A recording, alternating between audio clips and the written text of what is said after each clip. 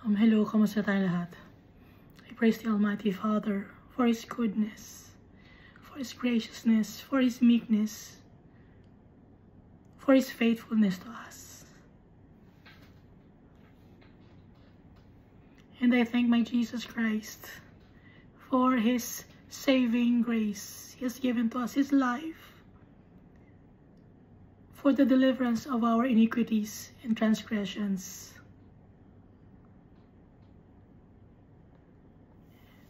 We can never go to our Father without Jesus Christ.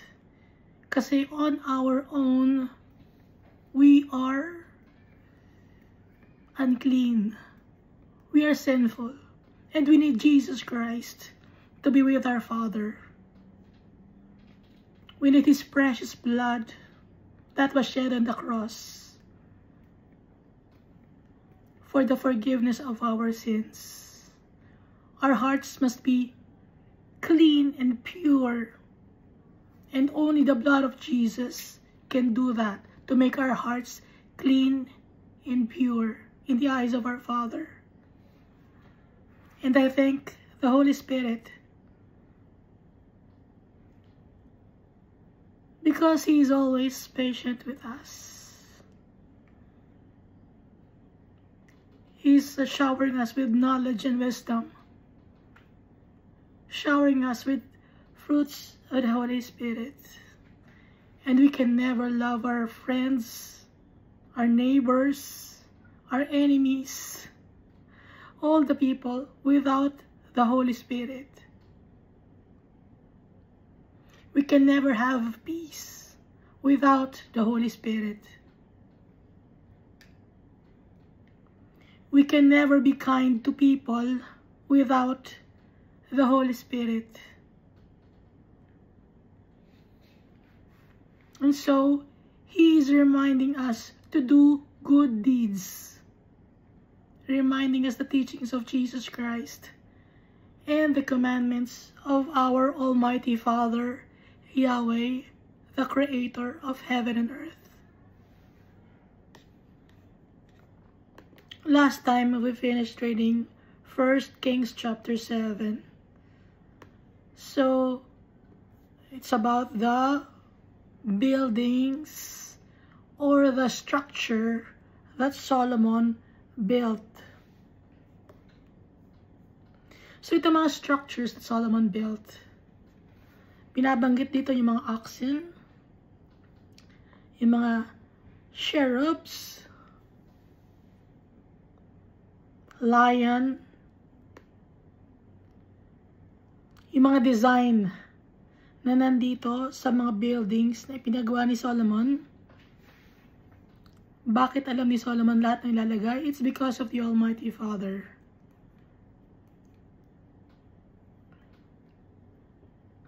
God gave Solomon the wisdom to design the buildings that he will erect.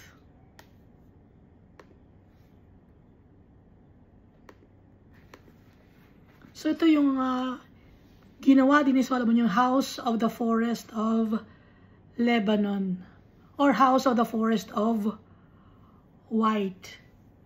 White also symbolizes purity. Andito yung mga sukat ng ginawa or pinagawa ni Solomon.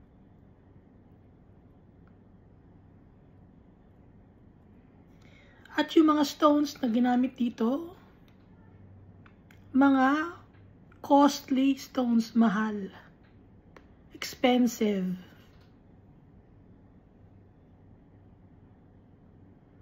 Pati na rin syempre yung mga beams and planks of wood na cypress tree and cedar trees. At kumuha siya ng craftsman, si Uram, na galing pa rin sa Tyre. So, in-import ni Solomon si Uram, pero ang mother naman ni Uram ay isang Israelite, no? Pero ang father niya was a man of Tyre. or from Lebanon, a bronze worker. So lahat ng mga nasa isip or inilalagay ni Almighty Father sa isip ni Solomon, ibinibigay naman ni Solomon kay Huram. Dinedesign niya, dinodrawing niya. At meron dito pinabanggit, the sea and the oxen. So ito ay yung sea, nabanggit ito, di ba, sa Book of Revelation. Before the throne, there was a sea of glass. Kaya nga dito sa pinagawa ni Solomon may sea, kasi yung sea na binabanggit dito, ipinapakita ni Almighty Father kay Solomon kung ano yung nasa heaven. At meron ding mga oxen, no?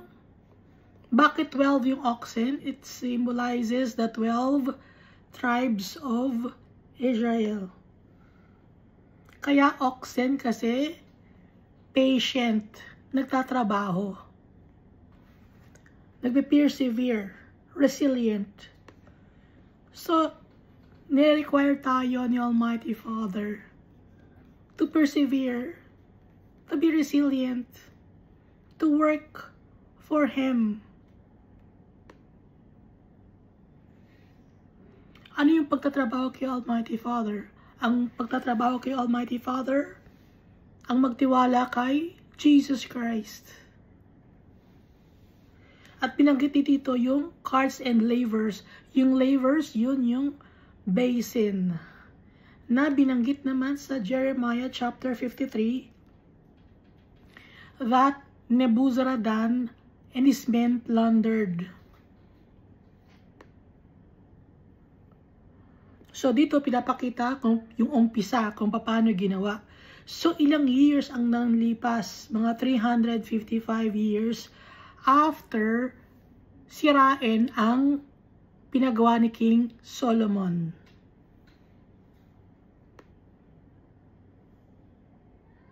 Na kahit na maganda ang ipinagawa ni Solomon, dahil sa ang mga tao disobedient kay Almighty Father, kaya hinayaan ni Almighty Father na sirain ni Nebuzaradan, yung commander of chief or yung commander ni Nebuchadnezzar, na sirain ang temple of God at ang Jerusalem because of the stubbornness of the hearts of people.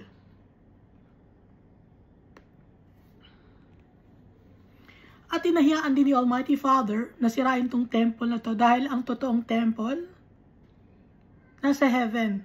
Doon nakatira si Almighty Father. At ang mundo na to ay footstool lang ni Almighty Father. Hindi naman hiningi ni Almighty Father na magpagawa ng temple. Pero nasa puso ni David na magpagawa ng temple para kay Almighty Father. At sinabi ni Almighty Father na si Solomon ang maggagawa, hindi si David. Kasi anong nangyari kay David? Left and right yung war na na-experience ni David. Hindi natapos yung war. Pero dito sa time ni Solomon, time of peace.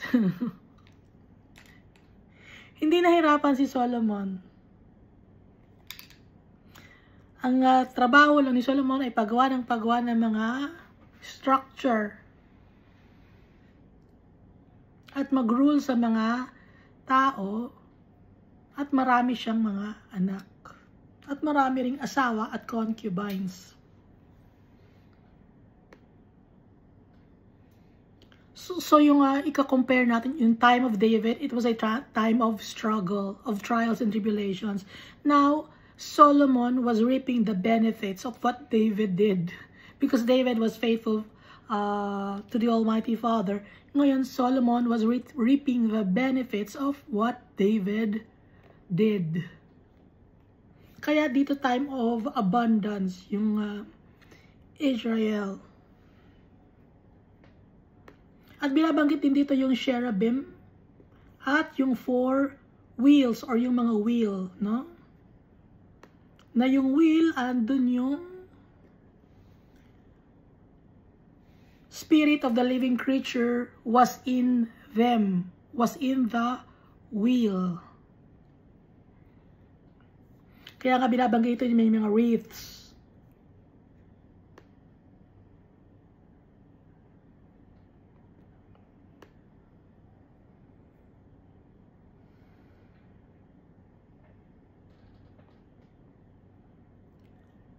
So, binanggit din dito yung mga bronze, no?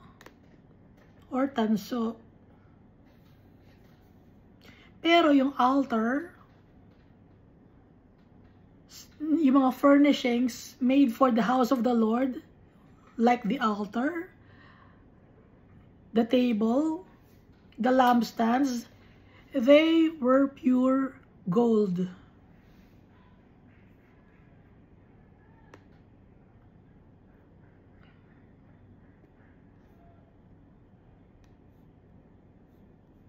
Ngayon, yung mga na-plunder or naipon ni David na mga gold and the other articles na nakalagay sa 2 Samuel chapter 8 verse 11, inilagay ngayon ni King Solomon sa temple or sa house of the Lord.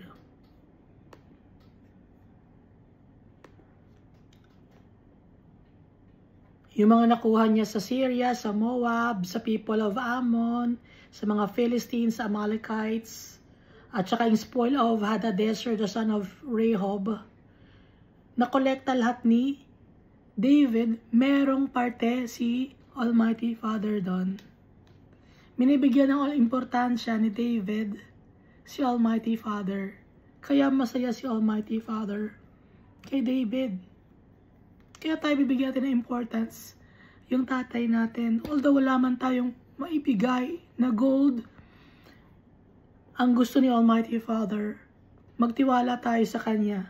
To trust in Jesus Christ through the power of the Holy Spirit. So, tingnan tayo sa 1 Kings chapter 8.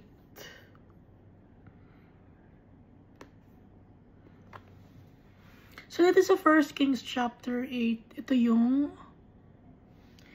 idinadedicate na ni King Solomon ang temple at dinala na lahat ng mga bagay sa temple, lahat ng para kay Almighty Father. Basahin natin, 1 Kings chapter 8. Now Solomon assembled the elders of Israel and all the heads of the tribes, the chief fathers of the children of Israel, to King Solomon in Jerusalem, that they might bring up the ark of the covenant of the Lord from the city of David, which is in Zion.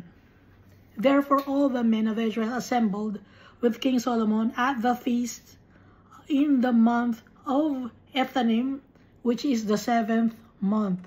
Ang time noon, yung 7th month noon. Ano ang 7th month noon? It's September or October. Yun ang 7th month. Ngayon, di ba, ang September and October, 9th month and 10th month. Pero, originally, 7th month, yung September, kaya nga Septe. 7 yun eh. Ibig sabihin ng Sept 7. Yung Oct 8. Kaya nga yung octopus, di ba, 8 yung galamay kasi Octo 8. October 8 yun. Yun ang originally, no?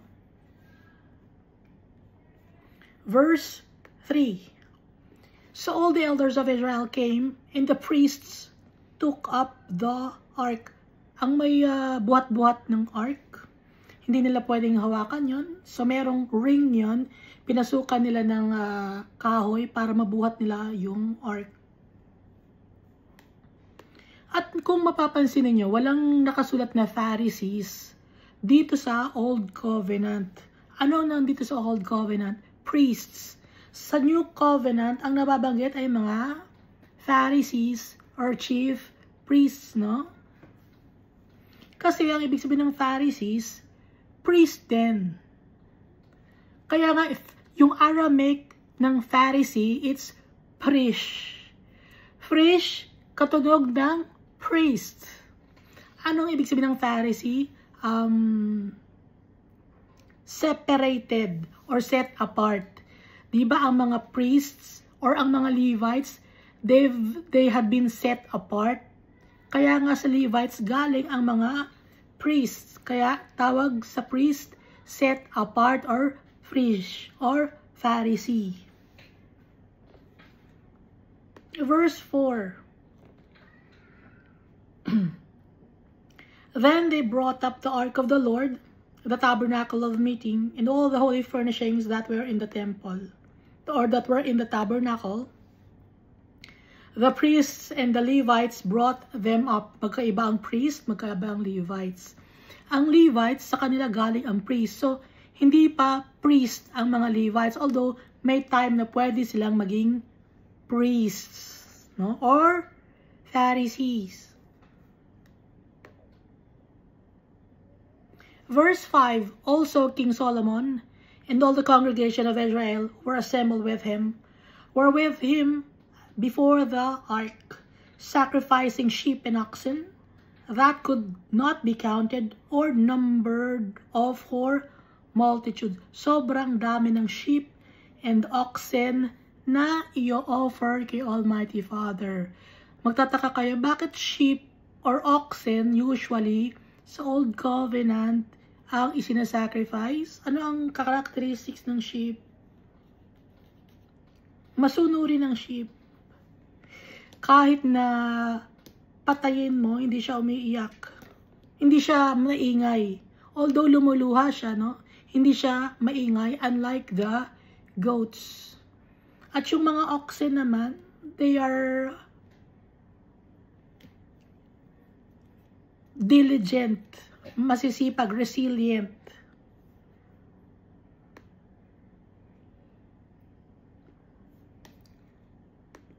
So ngayon hindi tayo nag-offer ng sheep and oxen. Ano na ang ino-offer natin? Ang i-offer natin ay ang sarili natin, ng ating will. Ibibigay natin kay Almighty Father yung mga gusto natin. Ibibigay natin kay Almighty Father ang ating puso at isipan. So dito ang in-offer ay sheep and oxen. Dito sa Romans chapter 12 verse 1, I beseech you therefore, brethren, by the mercies of God, that you present your bodies living sacrifice, holy, acceptable to God, which is your reasonable service. And do not be conformed to this world, but be transformed by the renewing of your mind, that you may prove what is that is good and acceptable and perfect will of God. So instead of our will ang masusunod, ang will ni Almighty Father ang masusunod sa buhay natin. Tsaka perfect sacrifice, no? Living sacrifice. Dito ang sinacrifice ni Solomon were sheep and oxen. Pero ngayon sa New Covenant, dahil dumating na si Jesus Christ, ang ating Savior, ang ating Redeemer, yung naglinis na sa ating puso at isipan. Kaya siya na yung nag-sacrifice lahat. Wala na tayong gagawin kundi ang magtiwala kay Jesus Christ. At ibigay natin ang ating mga gusto sa buhay kay Almighty Father. Not our will, but the will of our Father in our lives. Verse 6, then the priests brought in the Ark of the Covenant of the Lord to its place, into the inner sanctuary of the temple, to the most holy place, under the wings of the cherubim.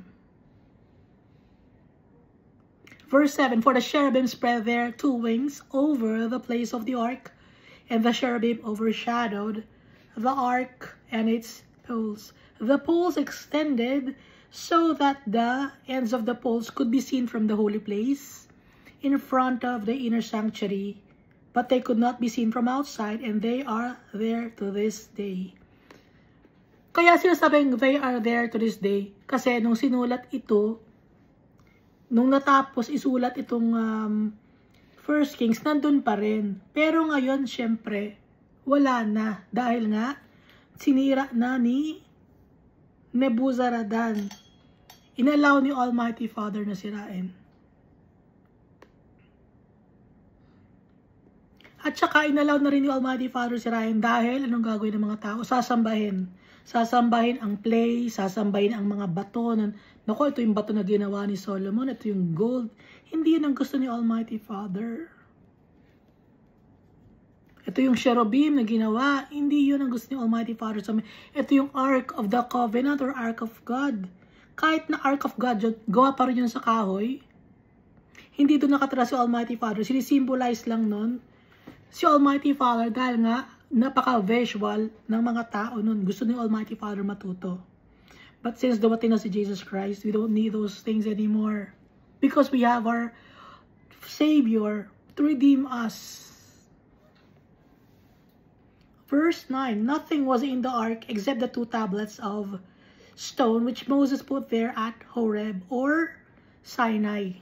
Horeb and Sinai is the same, no? Yung 2 tablets, nandun yung 10 commandments. When the Lord made a commandment to the children of Israel when they came out of the land of Egypt. Nandun sa Ark of the Covenant. Verse 10, and it came to pass, when the priests came out of the holy place, that the cloud filled the house of the Lord. So it's holy, no? Yung place. Bumaba yung Holy Spirit ni Almighty Father. It filled the house of the Lord. Kaya binabanggit cloud, no? Ang binanggit ni Isaiah, it's smoke. Ang binanggit ni Ezekiel ay cloud. Yung pagkaka-describe when they saw that the cherubim or the seraphim. Nung makakita sila ng vision. Verse 11, so that the priest could not continue ministering because of the cloud, for the glory of the Lord filled the house of the Lord. Ibig sabihin ito, hindi makapag-continue ng pag-minister ang mga priest. Hindi sila makapagsalita. They were not allowed to speak, the priests. Sino ang pinagsalita ni Almighty Father? Si Solomon. Verse 12, then Solomon spoke, the Lord said he would dwell in the dark cloud. Bakit dark cloud? Sabi ni Solomon, the Lord said he would dwell in the dark cloud. Kasi hindi pwedeng bright cloud. Mabubulag ang mga tao at mamamatay. Kaya si Almighty Father, sa dark cloud siya nagtatago para hindi siya makita. Para hindi mamatay ang mga tao. Dahil si Almighty Father, He is pure, He is holy.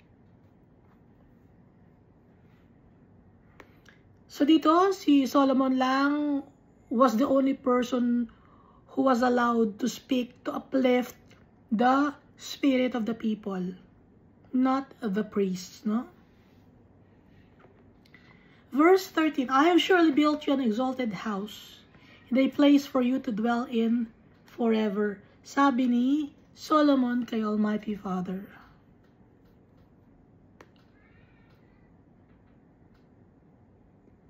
Verse 14, then the king turned around and blessed the whole assembly of Israel, while all the assembly of Israel was standing, and he said, blessed be the Lord God of Israel, who spoke with his mouth to my father David, and with his hand has fulfilled it, saying, since the day that I brought my people Israel out of Egypt, I have chosen no city from any tribe of Israel in which to build a house. Sabi ni Almighty Father, nung time na inilabas ko ang mga Israelites from the land of Egypt, wala akong piniling tribe para itayo yung temple kung saan ako mananahan. In which to build a house, that my name might be there. But I chose David to be over my people Israel. Pero pinili ko si David from Egypt to the land of Israel. Wala ang pinili si Almighty Father. Pinili lang ni Almighty Father si David nung lumabas na si David. Why? Because David was faithful to the Holy God. Paano napatunayan ni Almighty Father? Unang sabak pa lang ni David, giant agad. Diba ang ingay ni David? Hindi, matatalo natin yan. Malakas si Almighty Father. Diba sa 1 Samuel, ganoon ang sinabi ni David sa mga kasama niya. Although he was the youngest, matatalo ni Almighty Father yan. Si Almighty, pinapalakas ni David yung loob ng mga valiant men, yung mga valiant men or men of valor, mahina ang loob. Pero si David malakas ang loob niya. Lagi niya tinataas ang pangalan ni Almighty Father. Kaya God chose David to be over my people Israel, sabi ni Almighty Father. Pero hindi perfect si David, no? Hindi siya perfect, hindi siya holy, pero pag nagkasala siya, nagpapakumbaba siya kay Almighty Father. Ina-accept niya yung kaparusahan. Hindi siya nagre-rebelde.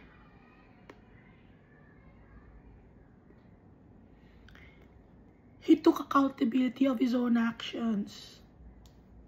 At nagpapakumbaba siya, kaya gusto ni Almighty Father yon, contrite in spirit and fear the name of the Lord, fear the commands of the Almighty Father. Verse 17, now it was in the heart of my father David to build a temple for the name of the Lord God of Israel. But the Lord said to my father David, whereas it was in your heart to build a temple for my name, you did well that it was in your heart. Sabi ni Almighty Father, buti na sa heart mo na magtayo ng temple para sa akin, which means to say, mahal mo ako, gusto mo ako magkaroon ng temple, gusto mo lagi mo akong kasama. Yun ibig sabihin ni Almighty Father. Nevertheless, you shall not build the temple, but your son will come, who will come from your body. He shall build a temple for my name. So ito nga ang si Solomon, at nababasa natin ito sa 2 Samuel chapter 7 verse 13, yung promise ni Almighty Father kay David. Verse 20, so the Lord has fulfilled his word which he spoke, and I have filled the position of my father David, and sit on the throne of Israel as the Lord promised. And I have built a temple for the name of the Lord God of Israel. And there I have made a place for the ark, a place for the ark of the covenant, in which is the covenant of the Lord, which he made with our fathers, which he brought them out of the land of Egypt.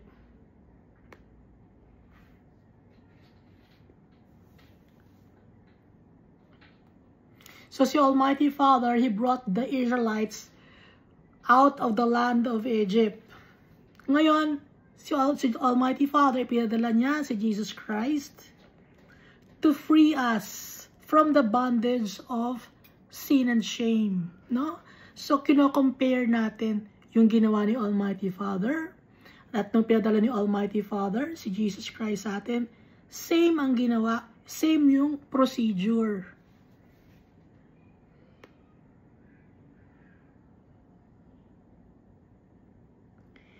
Verse 22, ngayon dito si Solomon, nagpe-pray na siya to dedicate the temple. Then Solomon stood before the altar of the Lord in the presence of all the assembly of Israel and spread out his hands toward heaven. Itinaas ni, di akasya ako sa... itinaas ni Solomon yung kamay niya, dalawa niyang kamay kay Almighty Father. Isinusurrender niya, i-dedicate niya, no? Itinataas na ganon yung kamay niya. And he said, Lord God of Israel, there is no God in heaven above or on earth below like you. So, sa first na salita niya, sa dedication, una niyang pinuri si Almighty Father. Walang katulad mo, Almighty Father, who keep your commandment and mercy with your servants who walk before you with all their hearts. You have kept what you promised your father. You have kept what you promised your servant David, my father. You have both spoken with your mouth and fulfilled it with your hand as it is this day. Ginawa mo, Almighty Father, yung mga promise mo. Yung promise lahat ng Almighty Father, gagawin niya. Yung promise ni Jesus, gagawin din niya. Babalik si Jesus Christ. Verse 25, therefore, Lord God of Israel, now keep what you promised your servant David my father, saying, you shall not fail to have a man set before me on the throne of Israel. Only if your sons take heed to their way, that they walk before me as they have walked before me.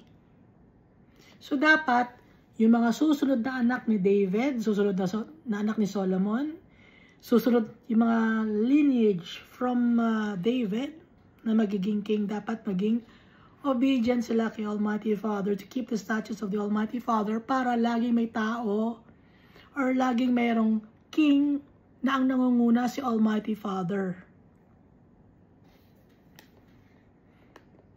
Gagabayan ni Almighty Father yung king, gagabayan ni Almighty Father yung buong Israel. Verse 26, and now I pray, O God of Israel, let your word come true, which you have spoken to your servant David, my father. But will God indeed dwell on earth? Si Almighty Father, ba talagang maninirahan sa earth? Behold, heaven and the heavens, heaven of heavens, cannot contain you.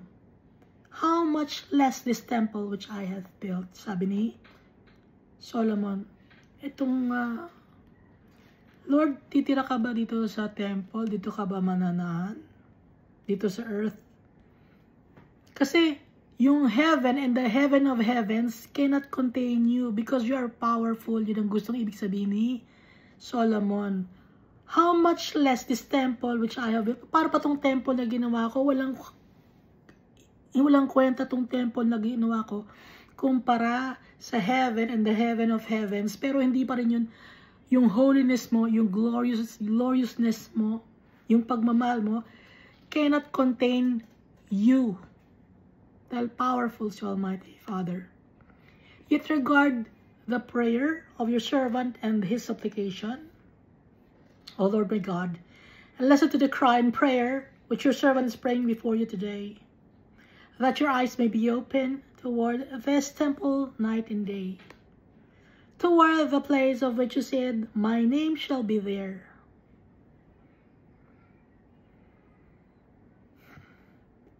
That you may hear the prayer which your servant makes toward this place.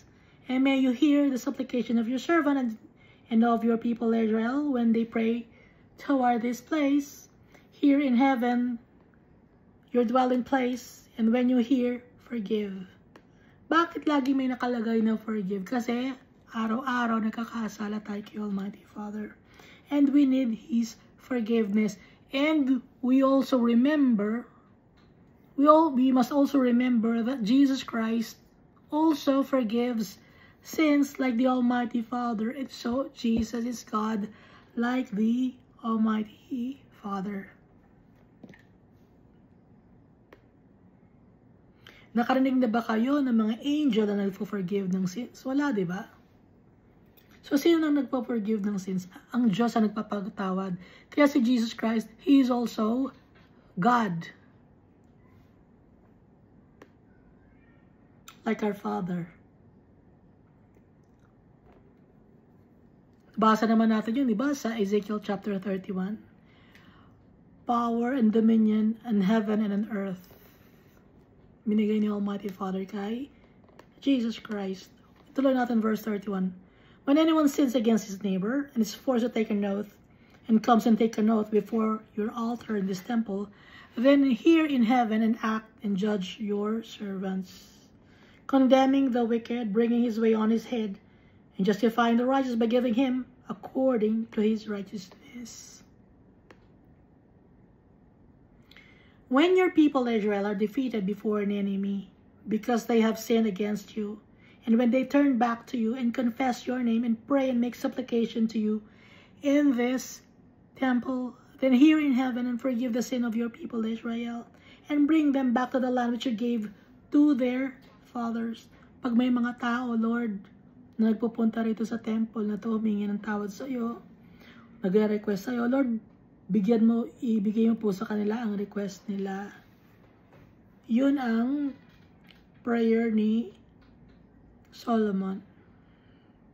Kung may mga tao na may kasalanan, hingi sila ng tawad, patawarin mo po sila, Almighty Father. dito sa temple mo. Dahil itong temple mo, ito para sa iyo ito, dinededicate namin para sa iyo, para yung mga tao na lalapit sa iyo dito sa temple mo pupunta. Yun ang ibig sabihin ni Solomon.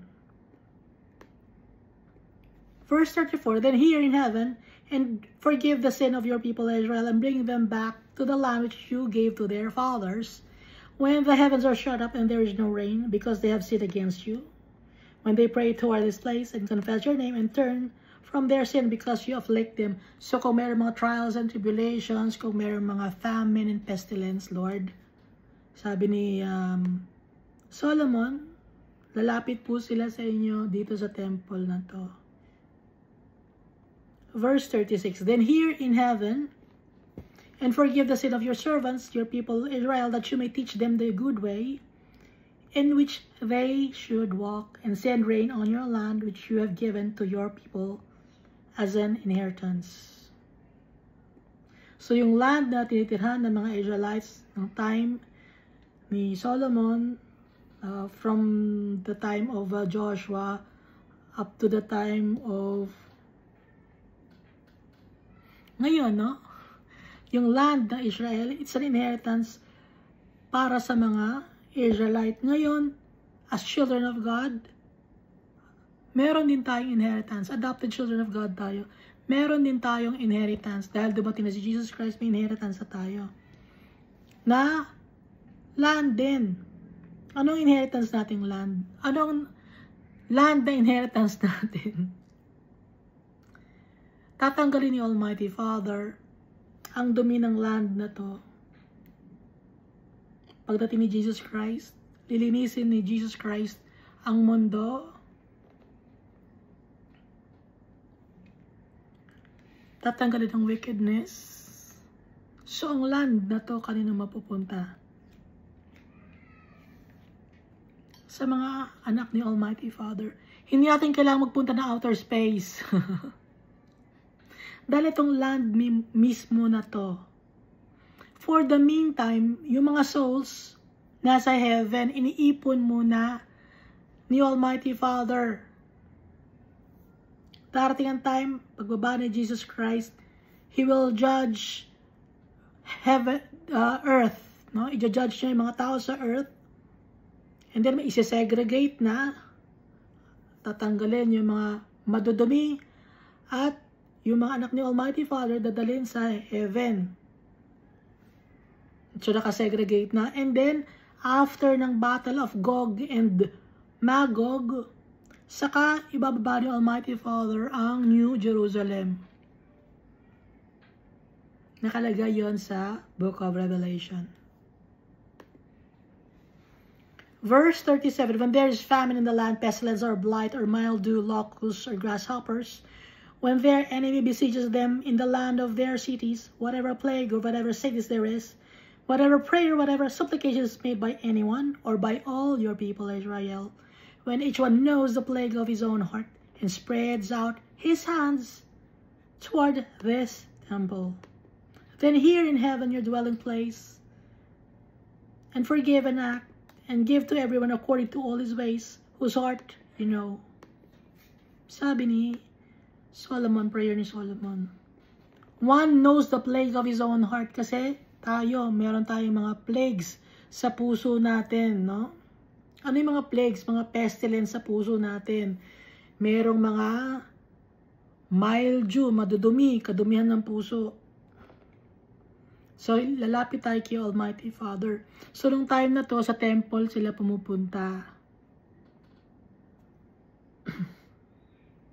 Nung time na to, sa temple sila pumupunta. So, itong temple na to, hindi ito napunta ni Jesus Christ. Dahil sinira itong temple na to na ginawa ni Solomon. No? Alam naman natin na sinira ni Almighty Father. Kaya hindi ito napunta ni Jesus Christ. Nung ipinanganak si Jesus Christ dito sa mundo, hindi niya napuntahan to. Ibang temple yung napuntahan niya. Yung temple na napuntahan ni Jesus Christ, yung ginawang temple na pinangunahan ni Ezra and Nehemiah.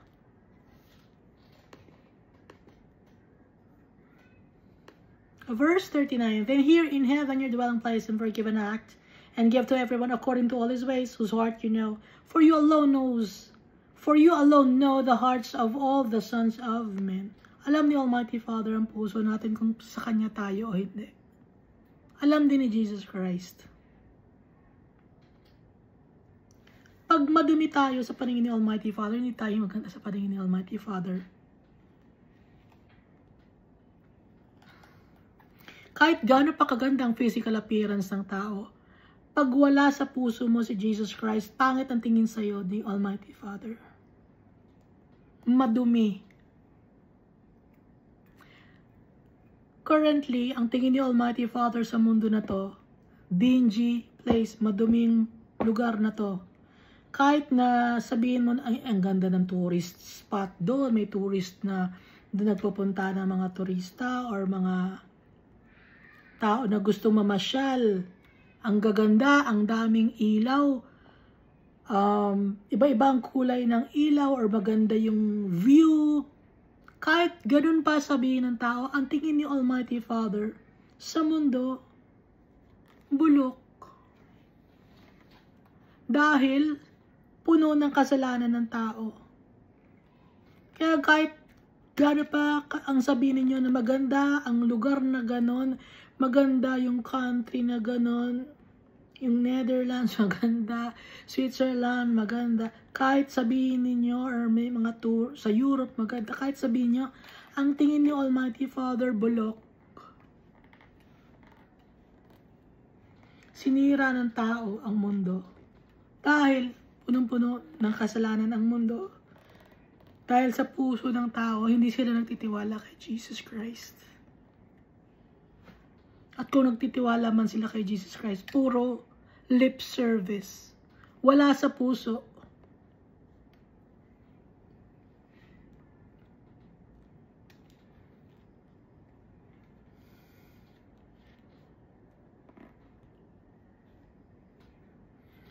Ang tingin ni Almighty Father sa mundo na to, masikip. Nakapunta na ba kayo sa lugar na makikitid yung alley? Tapos madilim? Tapos ang daming structure, pero hindi maganda yung pagkakagawa. Tapos kulang sa ilaw. Walang ilaw. Tapos bulok. Ganon ang tingin ni Almighty Father sa mundo. Dahil sa kasalanan ng tao. At saka tingin ng tao sa mga, ang tingin ni Almighty Father sa mga tao, mga nakaupo lang. Hindi nagtatrabaho. Kahit sabihin mo na, hindi, 24/7 ako nagtatrabaho, wala na akong pahinga. Pero kung ang tinatrabaho mo ay tukol para sa, kung ang trabaho mo ay para sa kayamanan dito sa mundo, ang tingin ni Almighty Father sa'yo, tamad ka, wala kang ginagawa, nakaupo ka lang.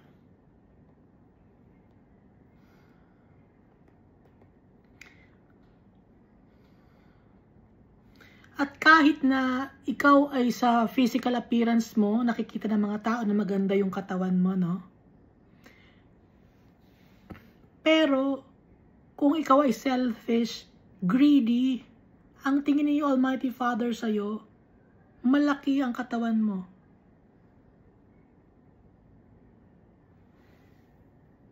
Bakit nasasabi ko to? Kasi I had a dream.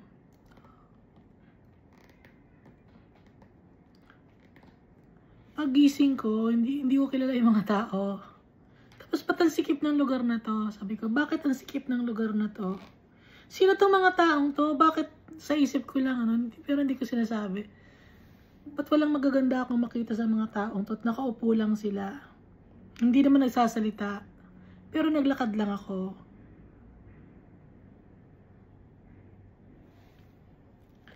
Tapos, habang naglakad ako, yung bahay na mga nakita ko masikip. Masikip yung alley, masikip yung daanan. Pang-isahang tao lang or pang-dalawang tao lang.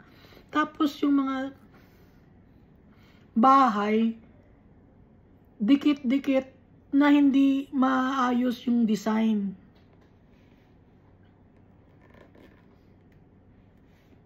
So tingin lang ako, tingin. Tapos doon sa may bandang unahan, naglalakad ako.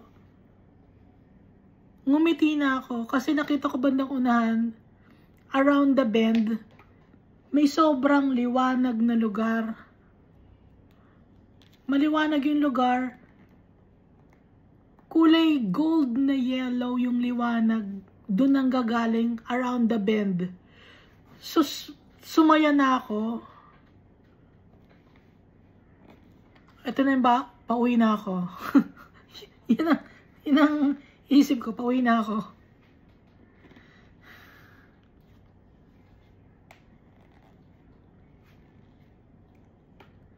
Yun na yung maliwanag na bahay. Doon na yung daan. Nakita ko na.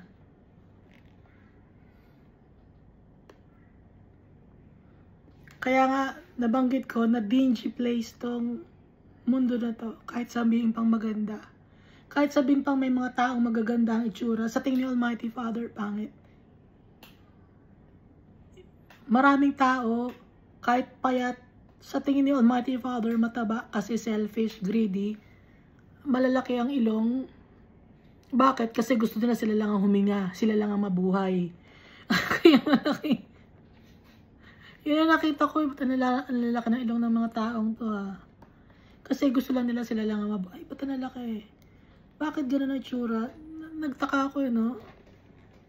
Kasi gusto lang nila sila lang ang mabuhay. Tapos nakaupo lang sila. Hindi ko alam kung anong hinihintay nila. Wala, nakaupo lang sila. Nakatunganga lang. So ituloy na natin ito, no? Verse 40. That they may fear you all the days that they may live, or that they live in the land which they gave to our fathers. Moreover, concerning a foreigner, who is not your people Israel, but has come from a far country for your name's sake. So may mga tao rin na foreigner na nagtitiwala kay Almighty Father. Hindi sila man Israelite, pero they trust the Holy God. Kaya nga binanggit ni Solomon. Concerning a foreigner from other land, no? Kahit na siya ay Egyptian, kung nagtitiwala siya kay Almighty Father, or kahit na he's from Tyre, pero nagtitiwala siya kay Almighty Father, kahit na siya ay Hivites, Jebusites, or Moabites, kung nagtitiwala siya kay Almighty Father, yun ang ibig sabihin nito, no? But has come from a far country for your name's sake, for they will hear of your great name, and your strong hand, and your outstretched arm, when he comes and prays toward this temple. Kaya ngayon, hindi na natin ngayon malaman kung asa na yung mga totoong from the tribe of Israel. Kasi nga, halo-halo na yung mga tao. Kahit pa sabihin mong Israelite ka, or Israeli ka, pero meron ka na ring a tinge of other blood.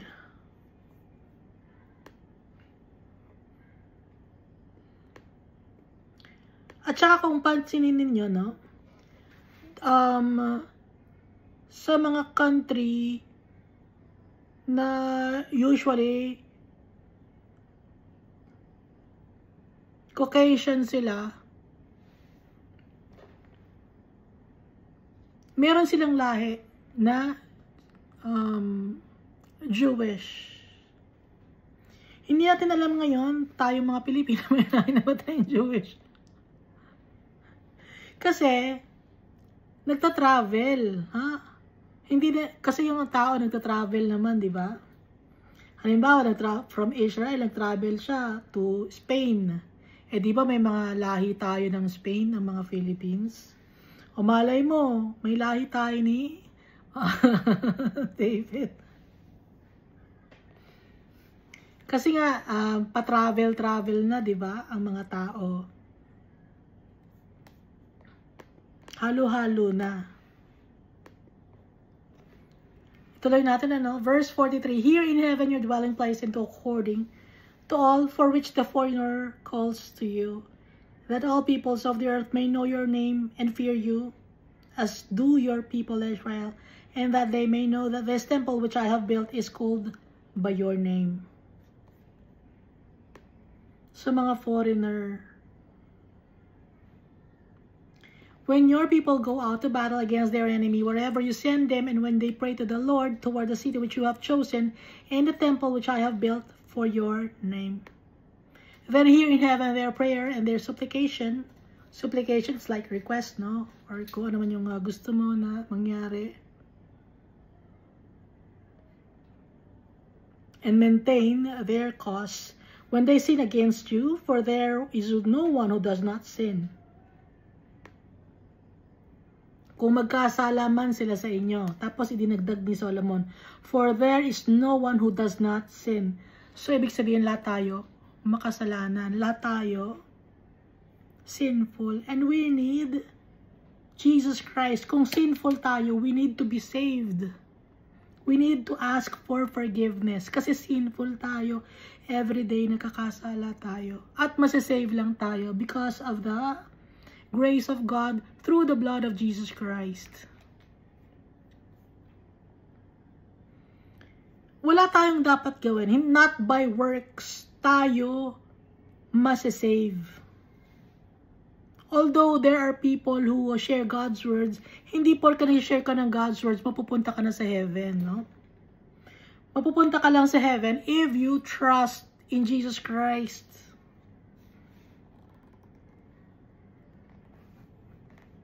Dahil kaya lang tayo masasave dahil sa ating Savior. At wala nang iba pa. Ngayon, if you call on other gods, hindi ka masasave. Sorry to say, you will not be saved. Because only Jesus can save us from our sins. Bakit si Jesus Christ lang? Si Jesus Christ, hindi siya nagkasala, never siya nagkasala. Naging kaisa natin si Jesus Christ. Merong flesh and blood si Jesus Christ. Naging kagaya niya tayo. Na kahit siya ay Diyos, naging kagaya niya tayo. At napagwagian niya ang mundo na to. And so, because of Jesus Christ, kakapit tayo kay Jesus Christ, kaisa tayo ni Jesus Christ, then we will be saved.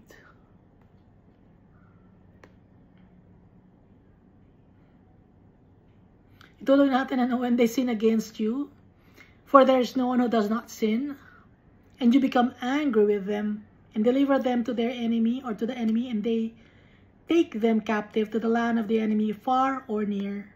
Yet when they come to themselves, in the land where they were carried captive, and repent and make supplication to you, in the land of those who look them captive, saying, we have sinned and done wrong, we have committed wickedness. And when they return to you with all their heart, and all their soul, in the land of their enemies, who led them away captive, and pray to you toward their land, which you gave to their fathers, the city which you have chosen, and the temple, which I have built for your name. And then hear in heaven your dwelling place their prayer, and their supplication, and maintain their cause. Halimbawa, merong isang tao na makasalanan, nagkasala siya, tapos naging slave siya or naging captive siya, dinala siya sa ibang lugar. Sabi ni Solomon, dinggin mo Lord yung panalangin ng tao na yun na kahit na dinala siya sa ibang lugar, na patawarin mo siya. Patawarin mo po siya Lord God, kahit dinala siya sa malayong lugar.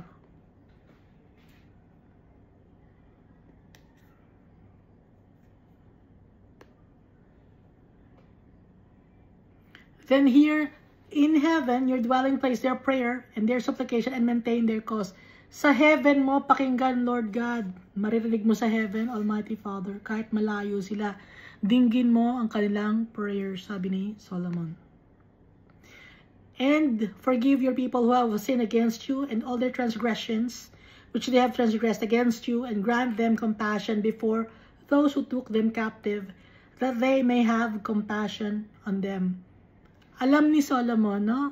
Kasi Solomon also was also full of wisdom and knowledge. Alam ni Solomon na may mga Israelites na magiging captives. May mga Israelites na magiging slaves. Na kahit na hindi na sila slave dito, meron pa rin sila magiging kaaway, kukunin sila, gagawin silang slave, no? Verse 51, For they are your people and your inheritance, whom you brought out of Egypt, out of the iron furnace, that your eyes may be open to the supplication of your servant. And the supplication of your people Israel, to listen to them wherever or whenever they call to you. For you separated them from among the peoples of the earth to be your inheritance. Sino yung inihiwalay ni Almighty Father to be the inheritance of the Almighty Father? Ang kanyang mga anak, yung mga nagtitiwala sa kanya. Those who struggled with God and prevailed. Tayo, nag-struggle tayo. And yet, we will prevail because of Jesus Christ. As you spoke by your servant Moses, when you brought our fathers out of Egypt, O Lord God. Verse 54. And so it was when Solomon had finished praying all this prayer and supplication to the Lord, then he arose before the Lord, from before the altar of the Lord, from kneeling on his knees and his hands spread up to heaven. Then he stood and blessed all the assembly of Israel with a loud voice, saying, Blessed be the Lord, who has given rest to his people Israel, according to all that he promised. There has not failed one word of all his good promise, which he promised through his servant Moses. May the Lord our God be with us. As he was with our fathers, may he not leave us nor forsake us, that he may incline our hearts to himself, to walk in all his ways, and to keep his commandments, and his statutes and his judgments, which he commanded our fathers. And may these words of mine, with which I have made supplication before the Lord, be near the Lord our God day and night, that he may maintain the cause of his servant and the cause of his people Israel, as each day may require. That all the people of the earth may know that the Lord is God, there is no other. Nang malaman ng tao sa buong mundo na walang ibang Diyos kundi si Almighty Father. Let your heart therefore be loyal to the Lord our God. Tayo na itong kinakausap. To walk in His statutes and keep His commandments as at this day. Susundin natin ang mga commands and statutes of the Almighty Father. Anong command ni Almighty Father? Listen to Jesus Christ.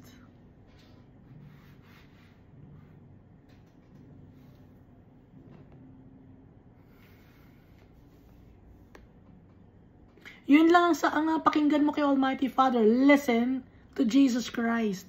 Kung makikinig tayo kay Jesus Christ, lahat na, nasa sa atin na, matutuwa si Almighty Father sa atin. Dahil si Jesus Christ, pinadala niya for us, to save us. Masasave tayo not by our works, not by the things that we do, but through our hearts, by giving our hearts to Jesus Christ, by trusting in Jesus Christ, by trusting our Almighty Father.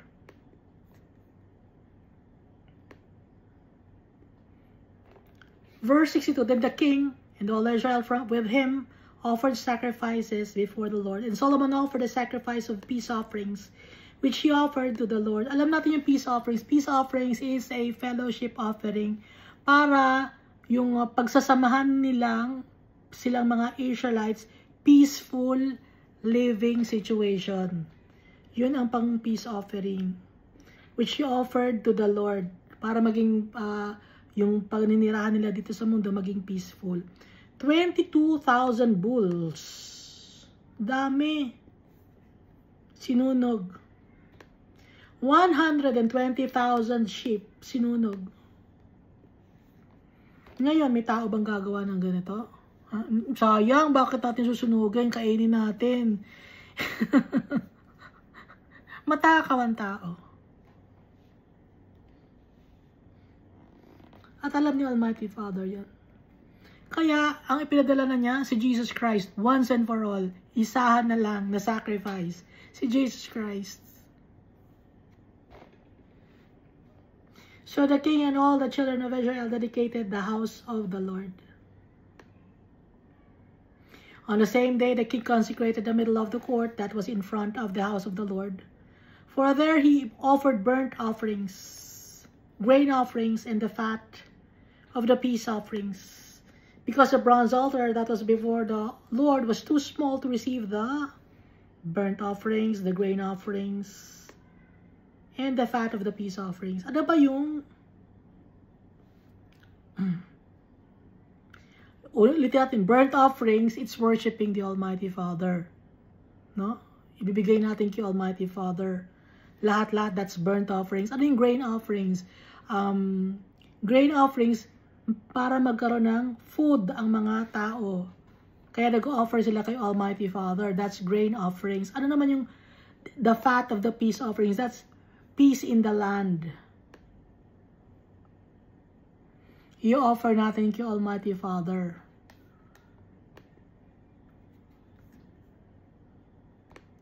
Verse 65, at that time, Solomon held a feast, and all Israel with him, a great assembly from the entrance of Hamath to the brook of Egypt. Lawak hanggang brook of Egypt.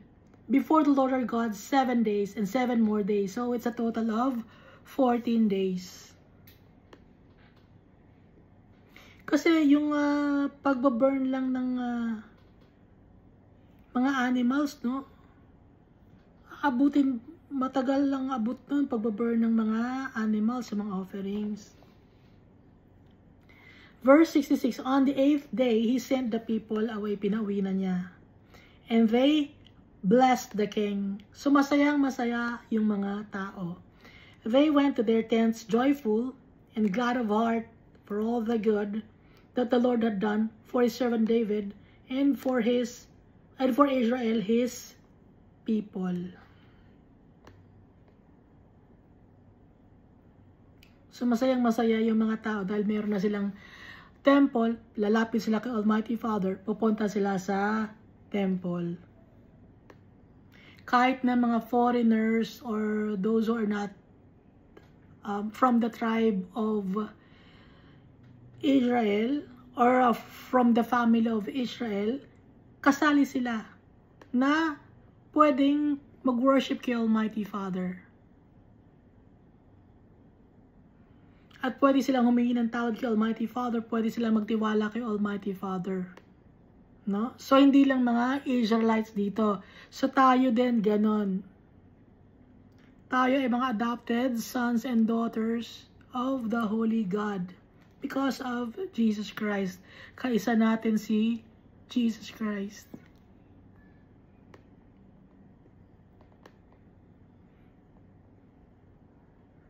At kung kaisa natin si Jesus Christ, we are all, and Jesus Christ is one with our Father, then we are also one with our Father. We are His inheritance. Our Father is our treasure. So, the faithfulness of our Father is constant, hindi nagbabago, unchanging. Simula pa noon, simula pa when He created us in His image and likeness, up to now, and for all eternity. Ano dapat ang gawin natin yun? To wait for Jesus Christ. And while we are waiting for Jesus Christ, we must work. And what work should we be doing? Kung ano yung mga itinuro sa atin ni Jesus Christ, to trust Him, to trust in our Father, to love our neighbor as we love ourselves, to love the Lord our God with all our heart, soul, mind, spirit, and strength. So from there, from there, yung mga gagawin natin, kung paano tayo makikipag-communicate sa tao, magiging maayos. Because we obey Jesus Christ. Kaya tayo masisave, kaya tayo mapupunta ng heaven. Not because of our works. Yung works lang natin is the result of our faith in Jesus Christ. May mga tao na nagsasabi na they are good, no? Na malinis sila na tao. Kung sila ay good at malinis na tao, then hindi sila mapupunta in heaven. Ngayon, there are murderers or sinful people, mga harlots, ganon, meron. Pero, if they ask for forgiveness, they will be forgiven by Jesus Christ. And so, their souls will go to heaven. Ngayon, yung mga tao na nagsasabi na sila ay good, hindi sila mapupunta in heaven. Bakit? Kasi good na sila eh. Hindi nila ina-acknowledge that they are sinners. They are not humbling themselves. So, paano sila mapupunta in heaven? Lahat tayo makasalanan. Lahat tayo, we need Jesus Christ. Forgiveness.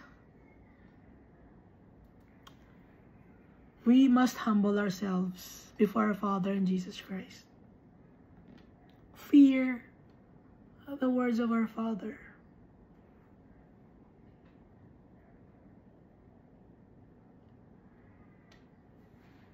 Para nang sa ganun, lahat ng magagawin natin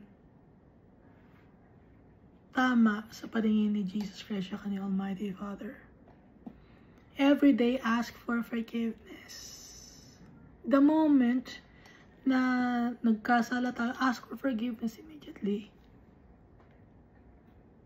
Talk to our Father. Talk to Jesus Christ. He is always ready to listen to our prayers. Thank you, and God loves us all so much.